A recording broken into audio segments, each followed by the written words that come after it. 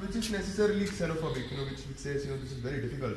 What do you say? Because I've read a few articles saying that these are people who will come and spoil our culture, and they necessarily mean a singular form of culture of the accepting state, whichever it. So, what would perhaps be the best way to counter the far right on that? See, you are absolutely in the last you answer all the question in one go, and before that we will take up all the question and anybody has their viewpoints and comments.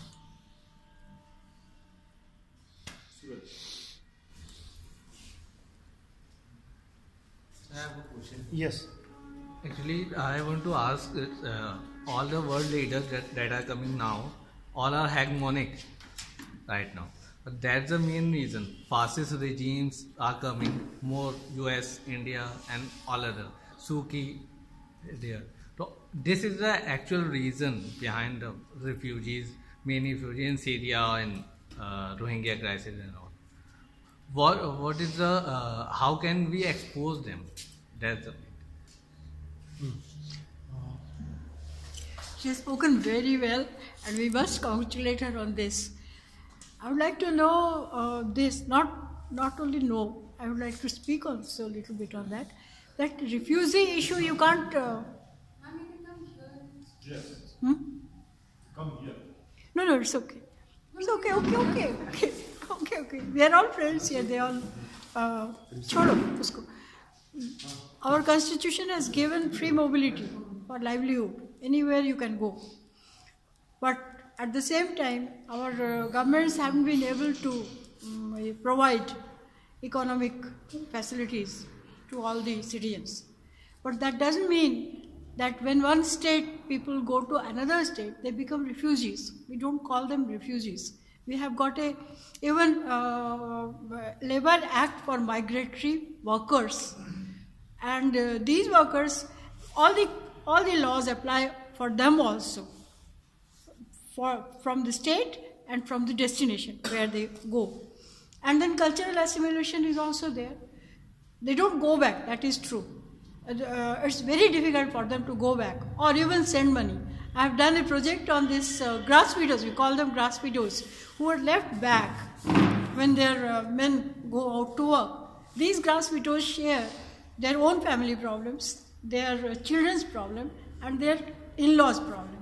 And sometimes it has happened that survival instinct has forced them to leave the baby even and leave everybody and go to some able-bodied man who is going to give up food, just food, not even clothing. So this is the economic situation. And all the crises that you have talked about and all the crises that we have been bothering about have their, as you talked about Marx, has its problem on the economy. The economy, the West Asia is also suffering. He has pointed out very correctly that West Asia is suffering this issue because of it's an oil-rich area.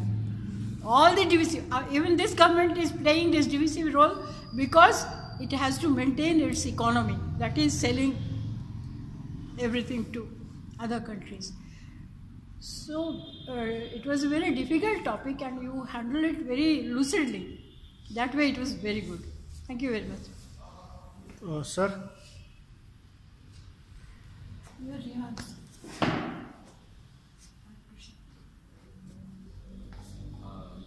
Actually, I have a very simple question. I don't know it's really important or something, but I just want to ask. So it's obvious process that it was not a overnight process that ISIS grew up so fast and this become very big. So at that time, what was the authorities of the Iran or Iraq? I don't know whether it was a democratic government or dictatorship.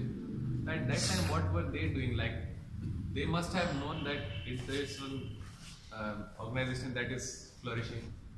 At that time, what was the government or the organizations were doing? So I have one small question.